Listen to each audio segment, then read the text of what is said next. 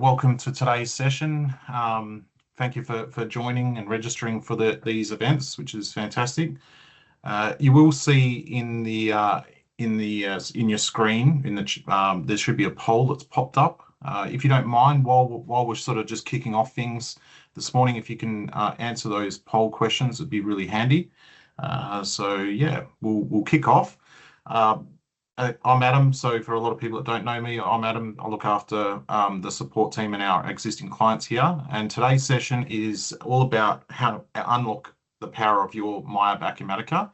Today's session is going to be focused around the practical use of AI tools and how you can use them today in MYOB Acumatica. This is we are going to see some live demonstrations from the team at MYOB. They're actually kind enough to join us today, so that's fantastic, and they'll go through that.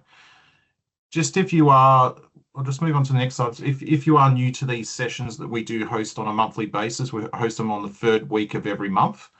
These sessions are all about how do we help you get more out of the system, and that may be with the actual platform itself, or it could be the extension of some of our ISVs, the independent software vendors that we work with. So that's what the session is all about, to try and give you guys some tools, some practical tools on how to get more out of your ERP system. Today's session is going to be focused around sort of things like the AI assistant, AI automation that's coming into MYOB Acumatica and AI advisor. So it's a really exciting time that we have, that these tools are now.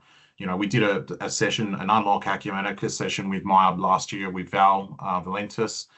We did that on what the roadmap of AI, but now we're actually in the practical sense of this is available if you are on 2025.1. So we'll go kick on. Also, I just thought I'd mention we won't be hosting an Unlock Acumatica session in April because MYOB are actually bringing their MYOB Discover sessions to each state. So the one in Perth will be on the 21st of April.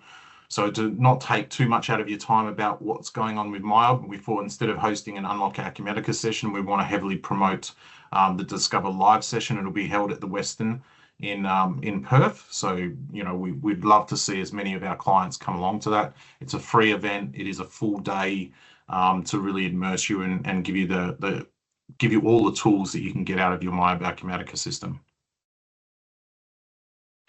So let me introduce. Who we've got Jean Fulop on the call today. She'll be doing the live demo, or going through her presentation, and also some live demonstrations on how AI is going to shape and help you in the future with your business.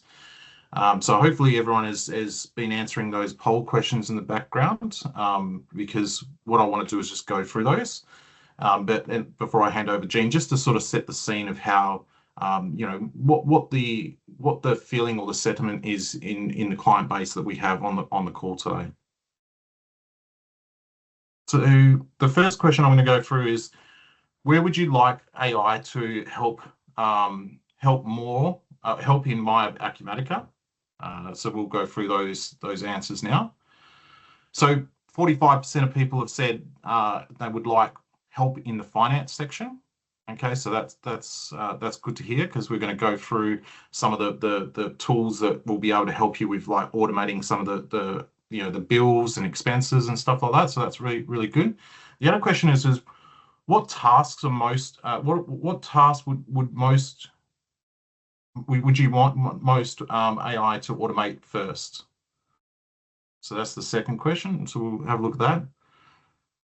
So the highest percentage here was talking through the reporting. So 45% of people on the call have said that reporting is where they want to see AI help them the most, which is awesome. So we'll be able to go through some of the AI assistant side of things. And the last question, which I feel is a bit of a contentious one, that when talking to clients, talking to people that I know that are working in the finance area, is how much would you trust AI to generate to inform you about your financial decisions?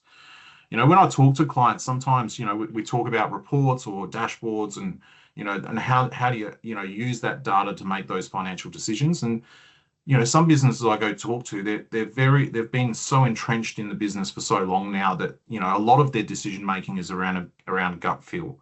And I feel that that's good. And I think, the results that I'll bring up on the screen might be interesting, because some of you might say, yes, we're going to use AI to make financial decisions. We'll have a quick look at that. So yeah, 64% said somewhat comfortable.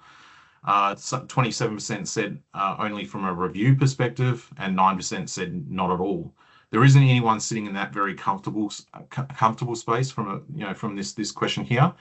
And I guess my challenge is that, yes, a lot of businesses that we work with have entrenched themselves and understand how to make their financial decisions. AI is going to bring a level where you're going to be able to interrogate those decisions in more detail. Use it to maybe challenge your thought process and how you make your decisions financially. So I think that'll be exciting, and Jean will be able to run through that today. So I'm going to hand over to Jean now to go through the results. We do have one hand up. Tanya, you've got a question, have you? Would you like to come off mute? If you do have a question, you're more than welcome to put it in the chat. All right, well, yeah, so there's some interesting stats that we just got through from the poll. So I'll stop sharing now and hand over to Jean. Thanks, Adam. Great to be a part of the monthly user group. So hi, everyone. Just to really kick off before we start, I'm Jean Phillips, Senior Product Manager at MYOB. And as all of you know, AI is the buzzword at the moment. So to start today, I want to talk about the way we are thinking about AI. Now, we've been talking about these principles for the last year, and it's relevant now more than ever. So it just brings us to the first principle, and that is practical AI for real businesses. So this is all about having our customers at the center of everything that we do. It's about AI that works how you work, and it's not AI for just the AI's sake. It's about AI that solves everyday problems. It's not just a hype. Then we have trusted and local by design. So this is about ensuring we are delivering AI that you can trust with governance and security built into it. It is AI that is built for the ANZ mid-market, and it's backed by a collaborative ecosystem with AWS and also ThoughtWorks. And then we have future ready without disruption. Now, AI is a momentous change for all businesses, and we're new in this era. And the landscape around it is changing really rapidly. And it's our job to be the AI expert and embed that latest technology into our platform, and we're there to guide you. Our customers on the best practice, how to embed the technology without slowing your teams down or halting growth. So in actual fact, it's the opposite. We want AI to power your business growth. Now that you know about how we're thinking about AI here as an AI experience, these are the experiences of how AI features show up in the product and the value that they provide. So the first experience, and Adam did allude to this, is assist. So what this is about is turning every interaction into a supercharged experience, like having a knowledgeable work buddy to help you through your day. It's there in the flow of the work to guide you, suggest the next steps, and then help you complete those tasks faster. The next experience is automate. So this is where you can own your own or create your own AI agents tailored to your business needs. These agents can take on a repetitive task. It's rule-based, so you and your team can focus on high-value items. And this is powered by AI Studio, which we will be launching later in the year. And lastly, which is my favorite? Advice. So it's going from data to decisions. This is the predictive thinking to identify future opportunities. This is where AI can say, not only here's what's happening, here is what is unusual, but here is where you might want to focus on. A great example of this is anomaly detection, which I will be going through with you later on. So what does that all add up to? MYOB Acumatica AI assists, automates, and advises. It's delivering that practical AI so they can do more. So let's take a look at where we are planning to head with AI before we jump into the features available today. Before we get into the features that are live and some exciting demos, which I'm really looking forward to taking you through, I want to show you where our AI roadmap is heading. We will be launching AI Assistant. Now, this is a conversational layer into an early preview later this year with a wider availability in 2027. Then, excitingly, we have our AI Studio that will be available in mid-2026, which will allow you to build your own AI-powered workflows without needing to write the code. Think of it as a no-code automation builder. You define a trigger, you set up the logic, and then AI handles the execution of that process. So if you wanted to automatically flag a supplier invoice that looked unusual, or route an approval based on certain conditions, that's the kind of thing AI Studio is actually enabling.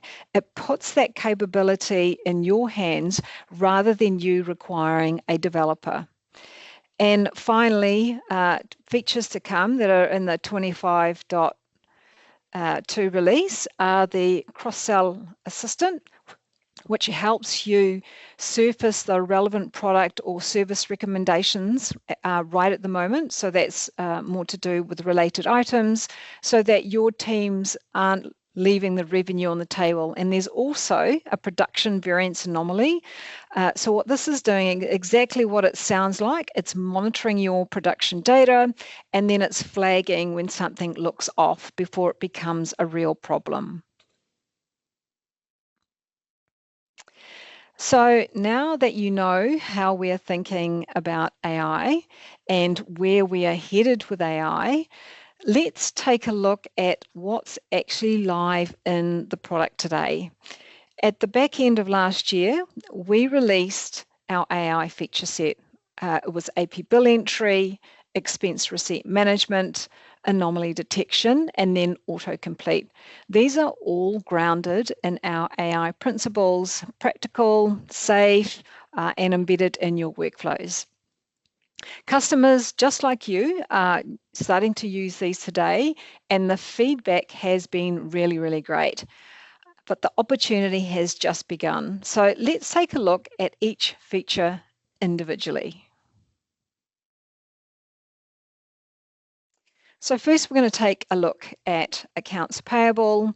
So as an example, let's start with a finance team. So every month they process hundreds of supply bills. They're typing in invoice numbers, line items, line dates, supply names, invoice numbers, you name it. There's a lot of detail that goes into creating an AP bill.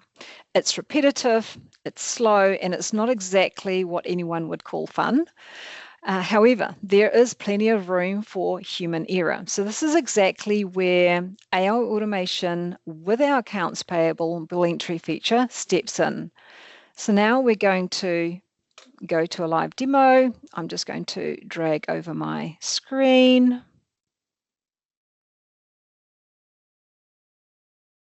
So that I can take you through the process. So now what we're going to do here is we have an option called incoming documents. Now, incoming documents allows me to drag an invoice.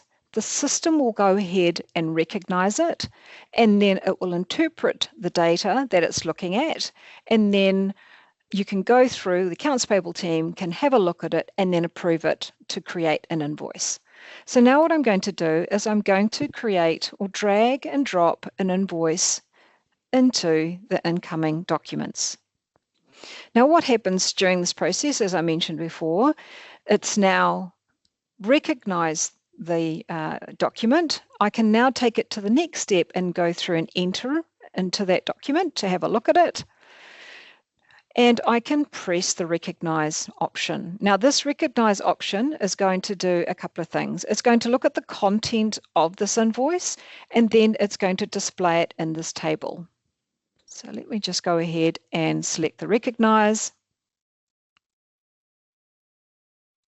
So what's happening here is it's taking a few minutes to go through, recognize the information against this form, and then it will load the information into the table. And so there you go, there you have it. What I can do from here is I can actually select the supplier, and it highlights it on the invoice. What I want to call out here most importantly is that you do have mapping options. So if there's a field that's not available that's on the form right here, you have the ability to add that in. And as I click through each of these, if I select the date, you'll see it highlights the date. So this is the mapping process that it goes through to identify which fields belong in which column, or in, as you can see here, we've got due date and date. And if I click on the supplier reference, you'll see it references this information. Now I can go down and I can look at the content of this invoice. These are all the stock lines. You can see that it's populated all of this information into the table. I have got the ability to go through and change it if something doesn't look right, or as I mentioned before, I can map it against another column that may be missing.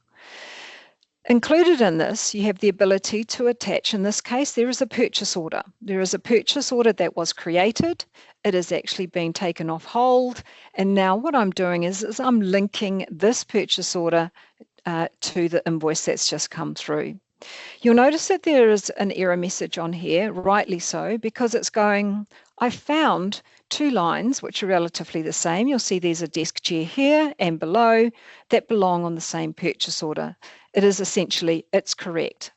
In addition to that, you also can add, if you've got created a purchase order against a project, that will also come through here. You can have the project and the task that's been assigned when the purchase order was created. Now at this point in time, we can check the totals to make sure they match, and they do perfectly. The totals have come through as expected. Now from this point, I have the ability to go ahead and save and continue. What this will do is it will go through the normal process that you would enter in an AP invoice. If you have got an approval where it goes on hold, somebody has to approve it, they take it off hold. That will follow the same mechanisms. All we're doing is taking this document and then we're pushing it into the AP bills. I will now go ahead and I'm going to save and continue.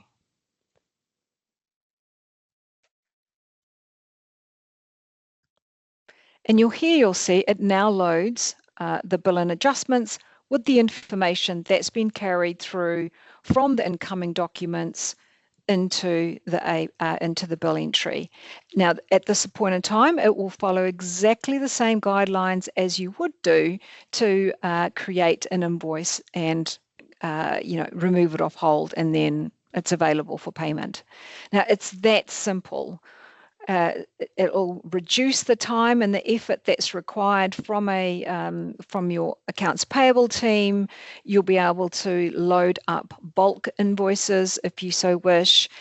The other part of this, it also uses the Outlook add-in if you're using the Outlook add-in, and you can also have them coming via email. So if you have a dedicated mailbox that's been set up, you can send those documents to that mailbox and they will appear in the incoming documents that I just took you through.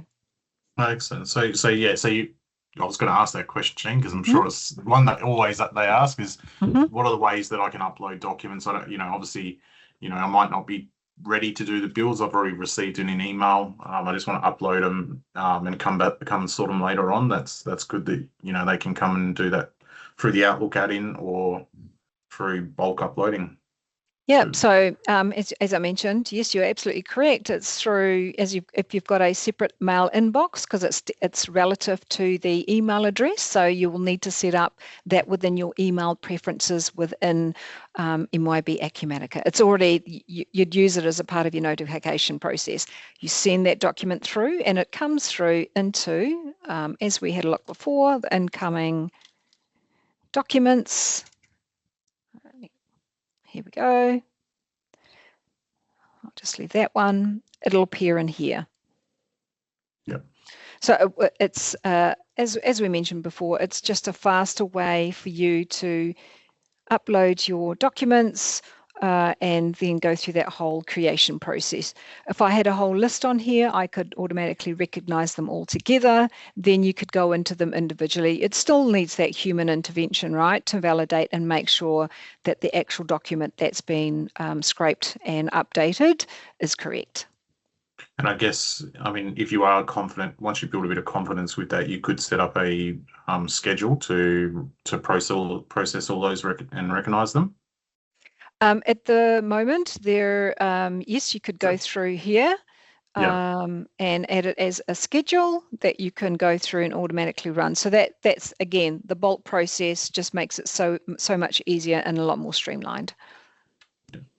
A lot of clients, when we do our little tips and tricks, sometimes when we're out on site, don't realize about that automation process, that little clock there, what it does. But if for anyone that's on the call, you can schedule bulk processing in the background. So typically it's best to run, if you've got a lot of transactions and data and stuff like that where this is available, then it's best to sometimes run it after hours to make the system fast. Is there any other questions or queries? Like you know, everyone that's in attendance today can come off mute and ask a question, or if they want, please put them in the chat. Perfect. Oh, well, move on. I'll move on. Yeah. I'll just drag that up. We've always got the end if somebody's a little bit too shy. I'm sure we'll be here for another, half an hour? Yep. Just moving to the next one. So MYOB Acumatica AI can now help with expense management as well. And I'm sure you are all familiar with employees that are submitting their expenses late, or you're having to chase them, or the finance teams are chasing them to get those expense claims in. Now it's a whole different story with MYOB Acumatica app. What I'll do is just go to the next screen. I'm not going to demo it on this. It's not as easy because I'd need multiple apps, but I will run through just a video of what the time and expenses can do. No, the sound's not coming through, unfortunately. Okay. I'll explain what's actually happening here. Take a photo of the expense receipt. You can do adjustments when it comes through. And at this point in time, it is now actually doing the recognition of the document. And then what will happen here is it will upload, find the detail, and you'll see BP service station has been populated with the date and the amount. What you will need to do is you will need to populate the expense item into the field. And once that's completed, you will click on save. Now the expense receipt process, as you can imagine, it's manual, so not manual, it's a single document because you're taking a photo at one time, and then it goes through and scans it, and then it makes it visible, and then you just save on the expense receipt for it to then be sent as an expense claim. Okay. So literally what you're doing here is, as I said, you're taking a snap of the photo, and then the invoice, once you've done that, it will then, you create a claim from here once you click save. So this is where AI takes over, reading the receipt, identifies that it's BP station, pulls the amount, data, currency, and categorizes it all in with 1 second. And then your finance team, they can get straight onto it. It's ready for approval, and then the employee will be reimbursed in the next pay cycle. So, you know, in my mind, it's less paperwork, faster turnaround, and I suppose there'll be one more happy employee. Yeah, no, so it is probably one of the for a lot, especially for a lot of our newer clients that have recently, moved from project.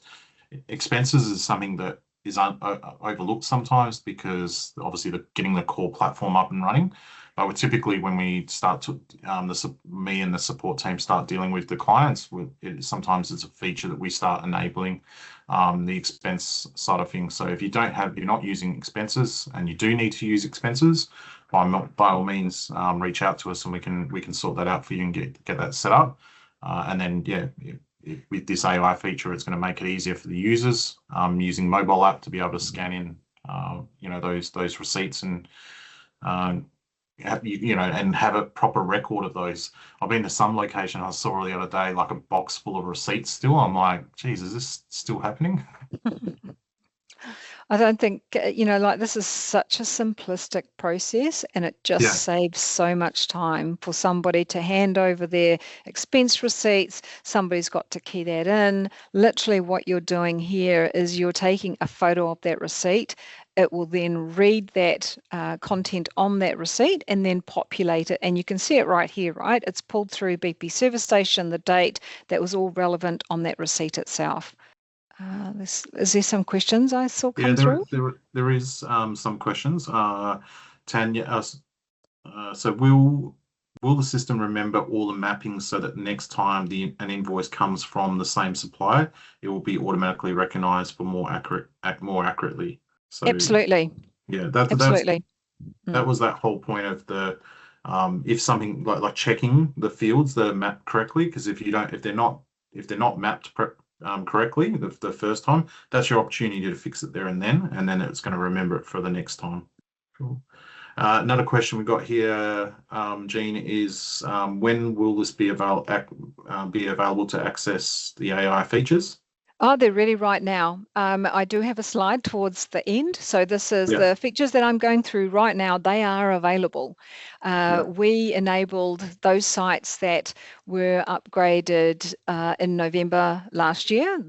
We've got over probably 900 customers that have been enabled with these features, and I will cover that later on about how that actually works. But they're available right now, the AP bill automation, the expense receipt, and also the anomaly detection, which I will be covering shortly. Yeah, and it just the caveat, and I do have a slide at the end as well to share. It's just making sure that they're on the prerequisites. They have to be on 2025.1. Absolutely correct. Yep. So there may be some clients that are still on 2024.2 or something like that, but they should be getting upgraded to either 2025.1 at the moment or 2025.2 in sort of May period. So, and I've got a slide that shows you, if you don't know what version you're on, I've got a slide that shows you where to find that. Another question is, sorry, these are basic questions, but where was the incoming document button located? Also, what app do we need on our phone to take photos of receipts? Kim, that's not a basic question. I guess from that side of things, the incoming button was located. Sorry, do you want to answer that one, Jean? It's a part of the accounts payable area. There's an incoming. I'll just drag my screen over so you can see it in full. So I'm in accounts payable, and this is the option here. Yeah, but that would need to, the only, as I say, the prerequisite is that you need to be on 2025.1. And if you go into it, if you have got access to enable disable features, you need to go and turn on a few things there, which our team can help with that if you need us to do that. But it's just, in enable disable features. You're going to go and show us. Excellent. Yes. Oh, well, might as well. I've got it all here. You are correct. So in the enable disable screen, if we scroll down to, where is it? Platform, there is two options here. This is the image recognition for expense receipts, which is what we just covered before. And then this is the AP document recognition service. Down below, which we'll be covering shortly, there's this one. This is the intelligent text completion that should be available in actual fact. I believe it was released in 24.2, so customers may already have it. That's the autocomplete. And then this is the detection of numeric anomalies, which we're going to be covering shortly. Okay. So in regards to the mobile app, so if you just go to the App Store, it's and look for MYOB Acumatica, it is simple as finding that. And there's been a lot of enhancements with the mobile app, being able to do like finger recognition and all that sort of stuff for sign in, to make it more secure on the mobile devices, and makes it easier. You're not having on a mobile phone type in a password all the time. You can just use your finger recognition as well. So it's really simple. We can customize. It gives you access to essentially to majority of the screens or the workspaces in MYOB Acumatica. If it is for a user that may not have MYOB Acumatica as well, Kim, is we can set up there is a bundle license that you can buy that gives employees access only to the time and expenses module. So if you do have a lot of employees that do not have access to MYOB, we can get them this license that only gives them access to time and expenses, and then they can do their expense claims. I hope that answers it. Thumbs up. Or Chad said he's unable to mute, but the expense receipt process, can it deal with GST and non-GST related items on the same receipt? So remembering that each of these line items, like if you looked at it, you've got to go through and select it yourself. And I do believe it does do the calculation. Sorry, it can calculate based on the line item. Like in my example, I think I had GST excluded and it took the actual amount. So we just need to do a couple of tests on it to validate it. So you're talking about an expense receipt with multiple lines on it. Is that what the question is too? Yeah, I think on the expense receipt. So yeah. I'm assuming, Chad, I don't know if Ken can help you unmute, but he's helping me host the session. Got it. Thanks. Yeah. Hi, everyone. So we are using the mobile app at the moment to capture some of our expense receipts.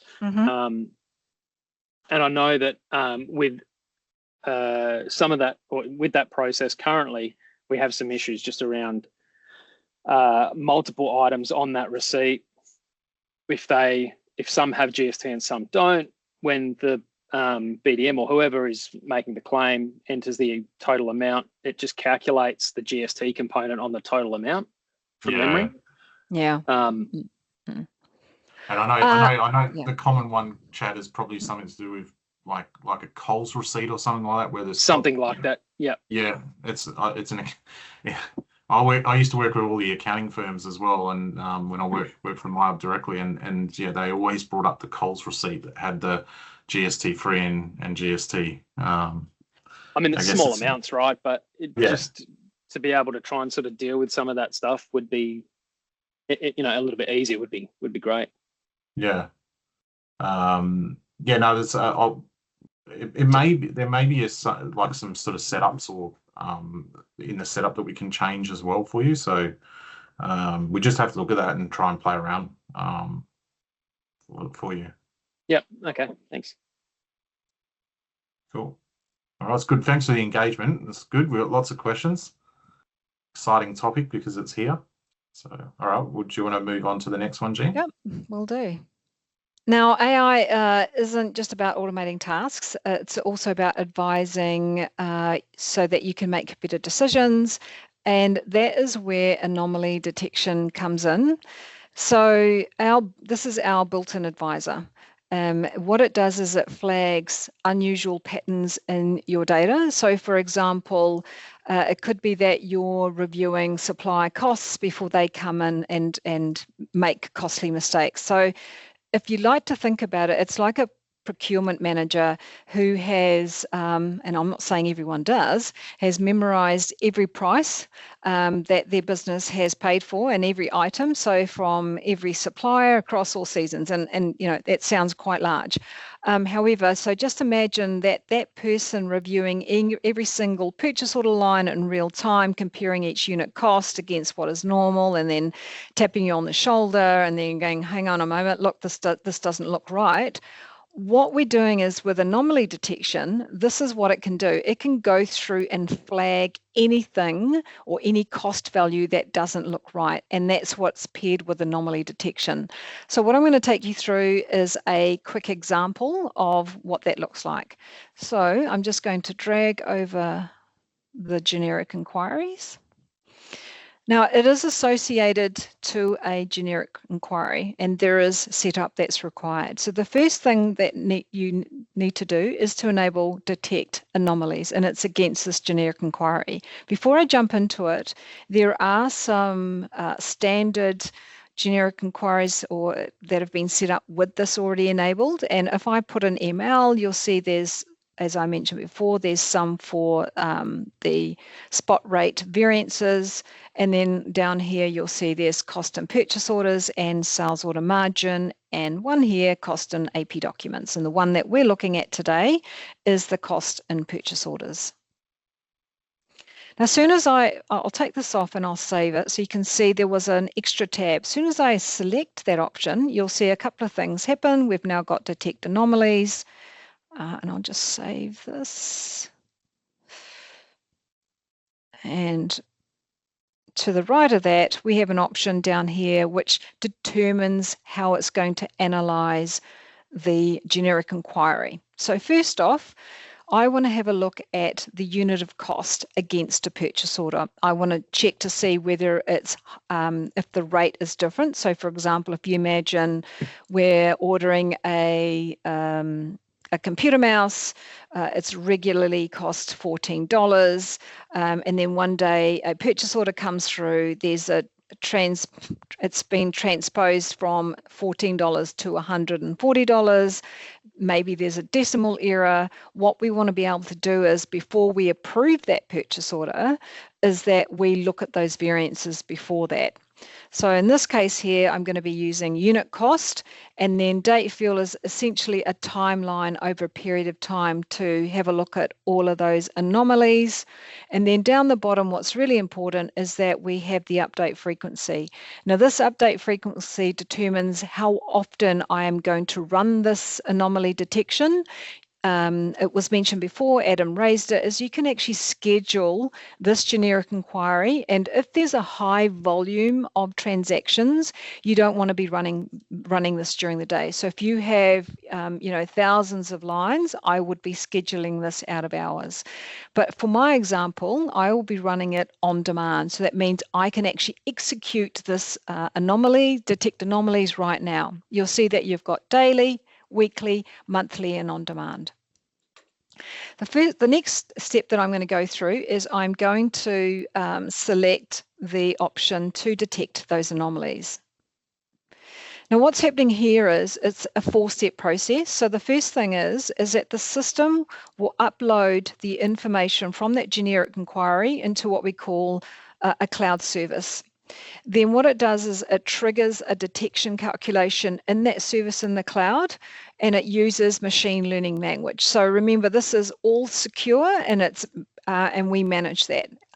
Then a part of that, it will go through, check the calculations, and then finally it loads down those results straight back into the generic inquiry. And you'll notice there'll be some extra fields in a generic inquiry if you're familiar with those. I'm sure, Adam, you've got a lot of clients that actually use generic inquiries right now.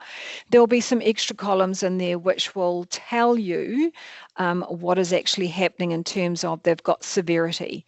So what I'm going to do here is I will select the PO costs, and I'm going to select process.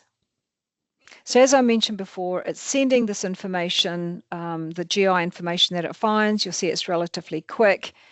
It tells me that it's gone through and it's processed that data.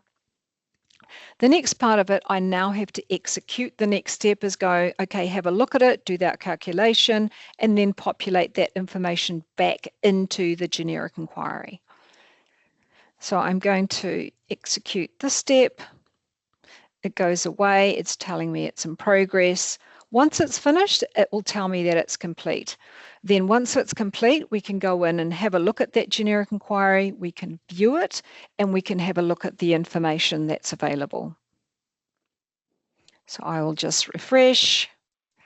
It's still going through its calculation. You can actually see how many rows it's gone through and skipped, because there's an ability to say, I don't want to see if there's anything that there's nothing wrong. It goes through and gives me a calculation time, and I'll just refresh that again. Take a few minutes. So the other thing that I do want to call out is what's happening is the algorithm is, it's a machine learning model. It classifies every value into 3 security levels.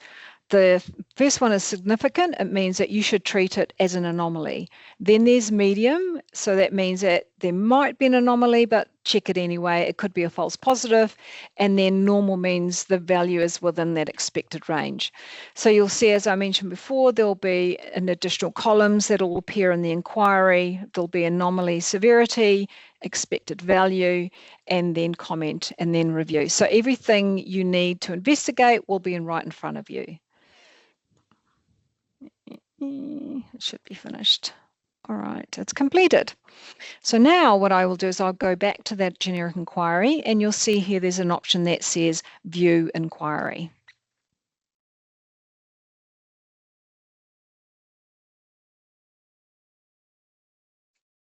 Now I'm going to just filter on, so as I said before, take a look. You'll see there's some additional columns. And I'll just recover those again. So we've got anomaly severity, which means it's classifying each of these values into 3 security levels. So if it was significant, it means you need to treat it as an anomaly and look at it straight away. If it's medium, it may be an anomaly, but it's telling you you need to have a look. If it's it's blank, in this case you'll see it's normal, then you don't need to do anything about it. So what I'm going to do is I'm just going to filter on medium and significant. And you'll see here I've got 2. Now, if we have a look, and you'll see it's highlighted in red, it's telling me at the end that it was expecting a cost of 250, but instead it is 2,500. So you'll see straight away that there's an issue. Now I can do one or two things. I can go straight into that purchase order, and I can take a look to see what's actually happened. You'll see that it's currently waiting for someone to do approval, and this is the example that we talked about before. You want to check the costs before it gets approved, and then you can correct it and then take it off hold, and then it goes through the next process. Now, if I have a look here, you'll see I've got 2 line items that are exactly the same. One of the unit cost is actually correct, and the other one is reading 2,500. So in this case, you would make the amendment against that purchase order, and then you would mark it as being, I've reviewed it, I've made the change, there's a manual cost change to that, and then you save. So the real benefit of this is that it can detect unexpected costs earlier. So this means, you might have supply chain managers, they can identify any cost efficiencies, they can prevent any excessive spending. You would have seen there was another one that was to do with accounts payable. So this here is where you could also catch anything that's been overpriced in this case, and you can renegotiate terms if there's been a change in that price. So as I mentioned before, the setting up of this, straightforward. You choose the field that you want to analyze. In my case, it was unit cost, or you could pick up a date field so that the system can track that trend over time. And then you can group all of those records so that you can analyze them separately. And then you can set how often that you want it to run, whether that's on demand, whether that's daily, or whether that's monthly. And so there you have it. I believe it's a really great tool. I love the anomaly detection. It's something that can highlight any discrepancies earlier. It works on all generic inquiries. I suggest that you work alongside Adam and his team to go through and set that up so that you're able to configure it in a way that it's going to give you some meaningful results. So Also, I just want to mention that over time, this model learns from that historical data, so the accuracy improves as more transactions are processed. If there's generic inquiries in payroll, yes. I saw that pop up. That's why I answered it. I was like, oh, geez. Yeah, no, I'm pretty good, right? There is another question as well. Yeah. Just from Will in regards to how many documents can I upload a month? It might have it only just sort of come a couple of minutes ago, but it might have been attached to the previous one. Each document size of each upload and the number of files allowed to be stored in the system for history. So if we're talking about incoming documents, we've done some testing in terms of the volume, and I think we uploaded, I think it might have been 200 or even 500, and it manages the performance really, really well. As far as the storage, if you think of it, becomes an attachment against the invoice. So it'll be stored in your S3 bucket, whereas where all the attachments are managed currently. So it's no different from the current process. Yeah. If it was anomaly detection, another story. So there is volumes of transactions that you can currently process. And so just to explain how that actually works, the higher the volume, and I'm not sure if you guys have heard about the resourcing tiers, like anything, when you use generic inquiries, and I think you'll be quite close to this, Adam, is that when you run generic inquiries that have high volume, you need to look at, and some of them have got hundreds of thousands of transactions that will have a hit on performance. So that's where you would schedule that as a outside of hours. It could be weekly, it could be monthly, whatever you deem. But in this case, for Anomaly, I'd be doing this quite regularly, depending on how often you're raising purchase orders.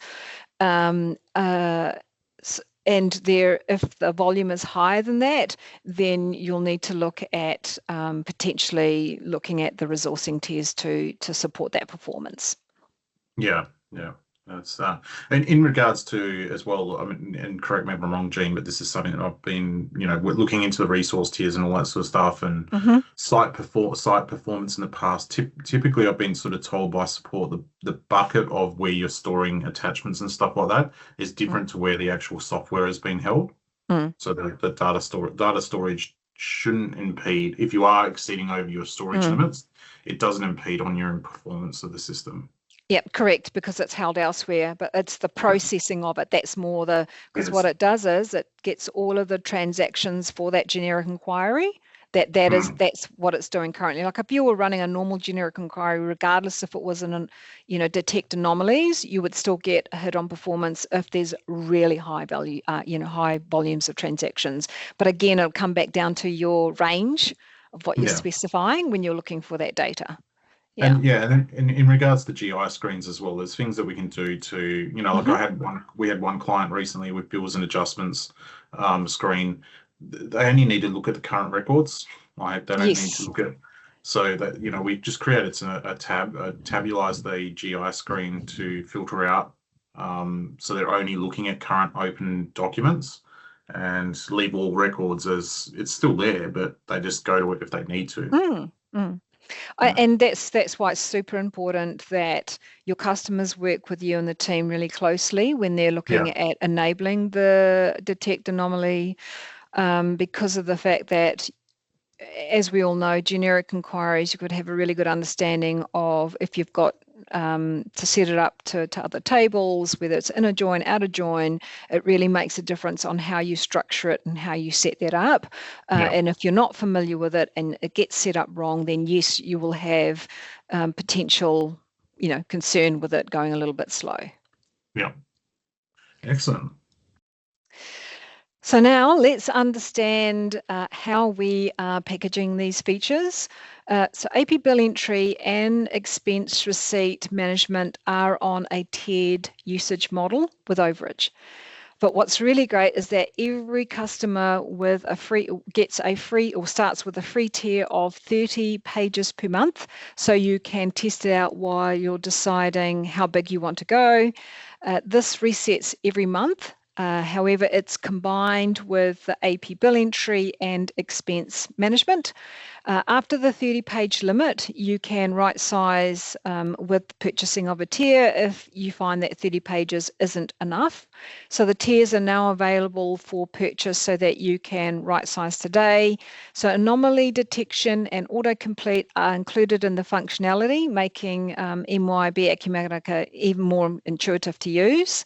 So when that's you... that's a good thing. Do you want me to go back? No, Yep. yeah, I was just going to say, that's probably one of the things that, even while I'm trying to digest this, is that, yes, there is going to be some charges for certain use cases, for like AP bill entry and expense management. But if you were looking for some sort of level of automation tools out there, you'd have to be paying for another piece of software, connect that software. This is now coming directly in MYOB Acumatica. So you're not having to have a separate login or have any other access to another system and have to learn that it's all going to be in the one system. So which is good. Some of those ones that I'm referring to, we've worked with as well, and that's where the requirements clients have needed, more around like security, being able to check ABA files and all that sort of stuff before they upload them to the bank. So they still exist and will have a place in the market. But this is giving you guys raw access to these intuitive tools, and then anomaly detection being included, anomaly detection and autocomplete being included. It's part of your license agreement now. You're not paying more for that. It's going to be there to assist you.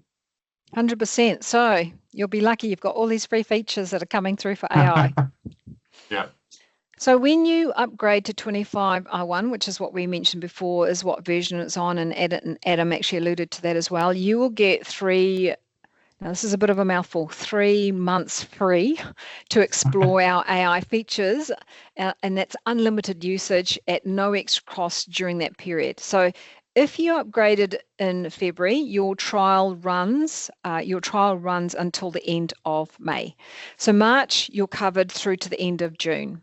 So this gives you a really good solid window to get your hands on with everything that we've walked through today, and to start seeing how AP Build works, in particular where your business will see the value, and it'll save you hours of time. So before the trial ends, you'll want to choose a tier that's right for you. That's what keeps the AI features running and the automation going beyond that period. So one thing that's worth noting, if you've recently upgraded in in February, the features would have been enabled from the beginning of March, and you will get free March, April, and May.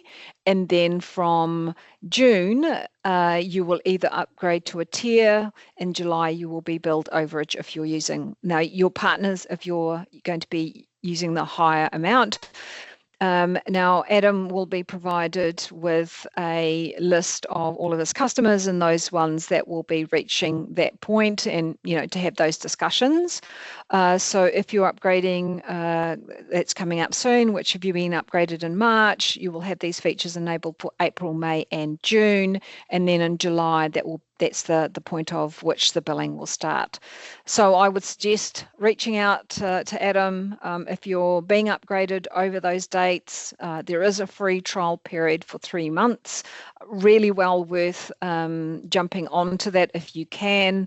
We've had some really good feedback from the customers that are using it, and we've been seeing some really great usage that's been coming through. So we know that there are a lot of customers genuinely utilizing especially the AP bills. So anyway, over to you, Adam. I'm sure if you've got any other questions, you can reach out to him. So before I wrap up, MYOB Acumatica AI assists, automates, and advises customers, delivering practical AI so you can do more. I'll stop sharing, shall I? Oh, sorry. You'll share. It's all good. Over. You go for it. It's Sorry. fine. I was getting a little bit, just trying to organise all my screens and stuff I like know. that. So sorry about We've that. got 3 minutes to go. Yeah, no, good. It's good timing. Yeah, I mean, we do have a few questions just in the chat. So Jake just asked, would you be able to share the presentation from today? Yes, we do. We'll send a recording out to all of the attendees, Jake, so you can go back over it and all that sort of stuff. in regards to, we don't typically share the actual slides or content as such, but just the videos for you to look over. And then Chad's question was, if we haven't updated to the latest version yet, how much time do we have to do that and take advantage of the free period? So I think what you were alluding to before, Jean, is that most of our upgrades are going to take, like some of our clients have already moved to 2025.1 or either on an early adoption program with MYOB that we organised with MYOB, or there would have been some 2025.1 release upgrades the last month or so. So it just depends on when you had that upgrade or when you're scheduled. Our team typically works with our clients and is giving them notification about when the upgrade is coming. But I guess the key one, and that's why I wanted to just include it, a lot of people are unsure what version am I on. The simple way to find that is go into MYOB Acumatica and just go to where just underneath your name, you'll see this tools bar. If you click on that and then click on about, it will show you what build you're on. So you have to be on 2025.1 or higher. And then if you're not, it's important to talk to us and find out when your upgrade is coming, because we will have a schedule and we're typically communicating that schedule of your upgrade around about 6 to 4 weeks in advance. So that's where, this work with us and we can help start planning, and you can start testing those functions in the sandbox as well. So just having a bit of a play around with it. And then, you've got 3 months. Is that, Jean? That's correct. So if they upgrade in April, they've got till July to use those AP bills and expenses free of charge. So it's those. So where the offer is it was for the November cohort, February and March. So if you were upgraded in March, you would get the free period for April, May, and June. Okay, so if they haven't had an upgrade yet and they're upgrading in April. So if they're in April, they will be charged right from the beginning. So it would be good to actually see if you've got a number of your customers that were upgraded in the March period. We only extended it for 3 cohorts. Okay. Yep. But even though they have to pay for it, they'd still be able to use because it's correct. They will still get the 30 pages free. Okay. So even if you aren't been included in that free period, you still can upload 30 documents free of charge. Correct. Cool. I'm making sense. Okay, Chad said we opted out of recent upgrade. We're currently on build 2024.1114. Oh, okay. So yes, unfortunately, Chad, due to the opt out, my only recommendation is is coming back to us and saying, yeah, okay, we want to start scheduling the next upgrade. Cool. Yeah. So. Yep. Sorry, Jane. Oh, I was just going to say that I'm sure there'll be a few of your customers that will be that would have upgraded over the last couple of weeks. That you could be able to check, Adam, and see who they were, and reach out to them. Yeah. Just to let them know about the free period. Yeah. And so if you're not seeing the functions as Jean as we've been going through today, if you're not seeing those functions, it's probably because it's not enabled in the enable disable function. And if you want us to help you with enabling that, our team will be able to help out. I know Angela and Avishka have been across it, and I think Leah's on this call as well. So if we need to jump in there and enable those functions, then just reach out to us, and we're happy to guide you through that. So I've been keeping Shadi on tender hooks basically, but he's got his hand up for a while. Shadi, you got a question? Yeah, look, firstly, Jean, thank you very much for that presentation. We're really excited to be sharing this or rolling this out to our clients. And just to Chad's point regarding the, because I did have a question around the trial period and how long it's going to run for. But this enhancements are real, just putting my sales hat on. It is real and measurable features. It's not experimental. So, clients are going to benefit from these features that will be coming out soon. my one, I suppose, thought, taking my sales hat off, I suppose, is that do you see, after they've trialed it, do you see any barriers as they roll this out to the wider organisation? I suppose it's still early days. Oh, sorry. No, it will work exactly the same. There shouldn't be any issues. Okay. Thank you. That's all I had. Okay. And I guess from a couple of the first slides, I just wanted to make some comments on that. I guess the great thing that MYOB's done is that they've not gone out and tried just dusting the whole system with AI across the whole platform. They've tried to be a little bit strategic about obviously where practical use in the business, and that was to one of your points, is making it practical for our clients to use today. And then as we see those functions getting more and more use, then that's when AI Studio and setting up agents and all that sort of stuff will work, because unless you get the grasp of the grassroots of the AI side of things, there's no point going and starting this big bang around agents and automating process controls and all that sort of stuff straight away. I think this is a good approach to not overwhelm people with too much AI in the system. So just to really recap on that, and just to your point, Shadi, is that once people are onboarded, they will see the time savings then, and it'll become just second nature for them.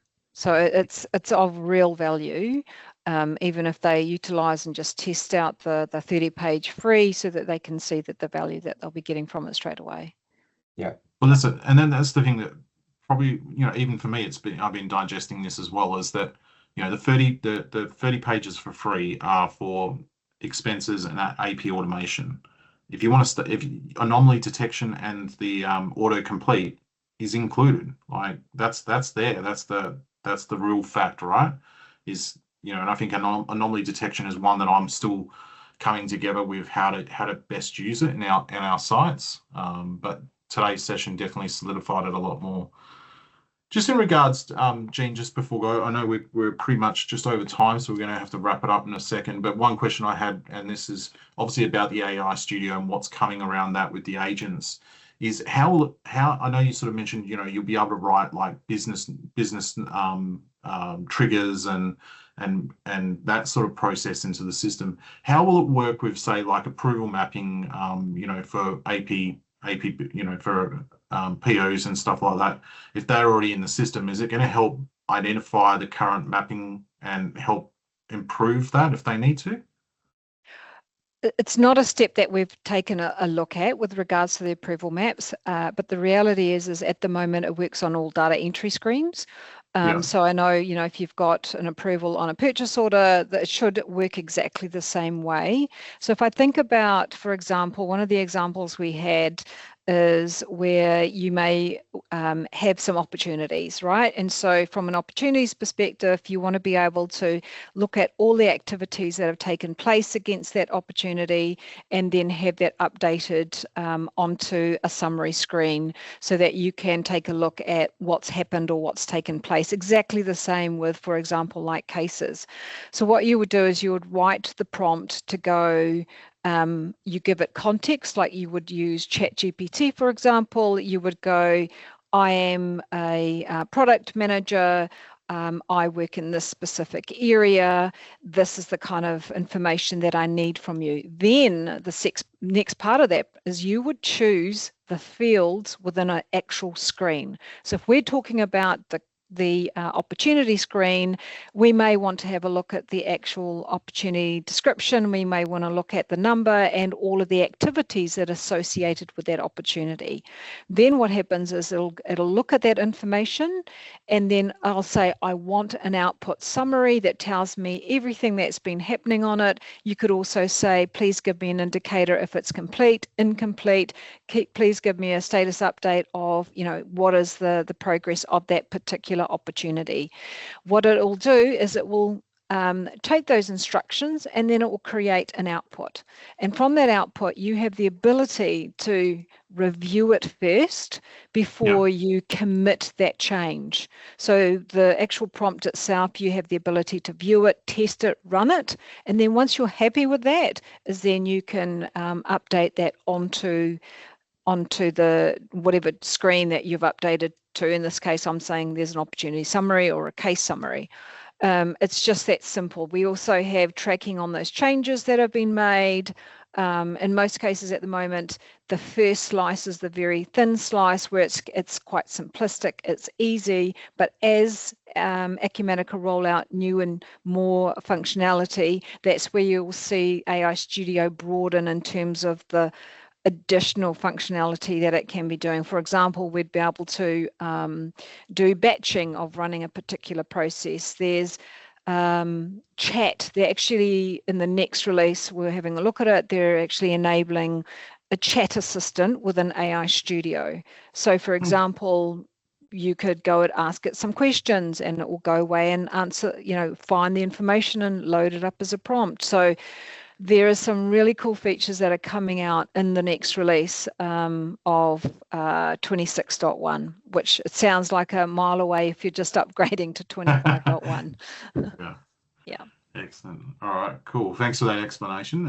Any other questions at all? I know, as I say, we're out over time, so do appreciate everyone sticking around for so long. It's been really good and really happy about the engagement. So thank you very much. But if anyone wants to come off mute and ask any questions now, by all means. All right. Well, look, thank you very much for your time. There is a survey up on the screen if you want to scan that and give us any feedback about that. Or our marketing manager will be sending out surveys post the event for feedback. So it is valued if you can respond to those. And as I say, the next session will probably, for Unlock Acumatica, probably won't take place until around about May. But the one in April will be, we'll be pushing hard to get as many clients to the Perth event for the Discover with MYOB. Obviously, that'll be with all the thought leaders from MYOB, product managers. Jean, are you making it over to Perth as well? No, it'll be James. So he'll be talking about AI Studio. Yes. It'll be amazing. You've got to go. It's just some really cool features that are coming out. Okay, so a lot of that extra stuff, the AI Studio and stuff that we've just been talking about, that's what James is going to be presenting at the MYOB Discover. So we'll be sending out the marketing next week. Ken will be pushing that out. So hopefully we have an abundance of AlphaBiz clients attending that, where we can have a coffee.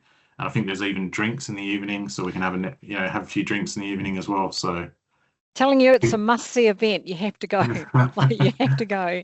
There's some really great features that are going to be spoken about, and plus Val's also attending. So, yeah, I recommend it. AlphaBiz customers, you've got to go. Yeah, 100%. Excellent. Well, Jean, thanks for your time. It's been great. Thank you for having me. See you guys later. Yeah. Bye. See ya. Bye.